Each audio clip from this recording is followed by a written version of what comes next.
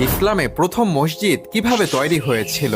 এইটা ইসলামের ইতিহাসের একটি গুরুত্বপূর্ণ ঘটনা। মক্কাতে যখন মুসলমানদের ওপর অত্যাচার নির্যাতন শুরু হলো, তখন আল্লাহর আদেশে নবী সাল্লাল্লাহু আলাইহি ওয়াসাল্লাম মদিনাতে হিজরত করেন। তিনি মদিনাতে পৌঁছানোর পথে কুবা নামক এক স্থানে অবস্থান করেন। কুবা অঞ্চলে থাকার সময় নবী সাল্লাল্লাহু আলাইহি ওয়াসাল্লাম ও সাহাবীগণ আল্লাহর ইবাদত করার জন্য একটি মসজিদ তৈরির উদ্যোগ নেয়। এরপর নবী সাল্লাল্লাহু আলাইহি ওয়াসাল্লাম তার নিজের হাতে প্রাকৃতিক উপকরণ দিয়ে মসজিদটি তৈরি করেন। এই মসজিদটি তৈরি করা হয়েছিল মাটির কাঁচা ইট এবং ছাদের জন্য ব্যবহার করা হয়েছিল গাছের ডাল ও খেজুরের পাতা দিয়ে। আর ইসলামে এই সর্বপ্রথম তৈরি মসজিদের নাম হলো মসজিদে কুবা। আর এই মসজিদে নামাজ আদায় করা এতটাই ফজিলত যে হাদিসে এসেছে, যে ব্যক্তি একবার মসজিদে কুবাতে নামাজ আদায় করবে সে ব্যক্তি ওমরাহ করার সওয়াব পাবে। পবিত্র কোরআনে আল্লাহ তাআলা নিজে এই মসজিদের প্রশংসা করেছেন।